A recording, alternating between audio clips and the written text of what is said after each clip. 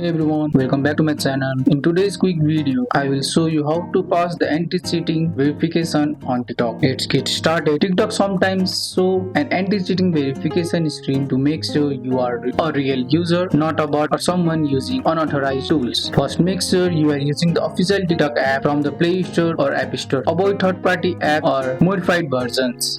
After that, connect to a strong, stable internet connection and avoid using VPN or switching IP address too frequently. This can trigger TikTok's security. When the verification pop up, TikTok might show like a sliding puzzle piece or identifying image. Take your time and complete it slowly. Rushing or failing it too many times may block your account temporarily. If you are using autofollowers like apps or bots, stop now. TikTok system can detect unnatural behavior like repeated actions at high speed. If your account blocked, don't panic. Wait for 24 to 48 hours, then try again using your link, email, or phone number. You might get a final verification screen. And that's it. Follow these steps and you will pass TikTok and the cheating verification with no problem. That's all for today's video, guys. I hope you guys like it. If you found this video helpful, drop a like, subscribe for more videos, and see you in the next one.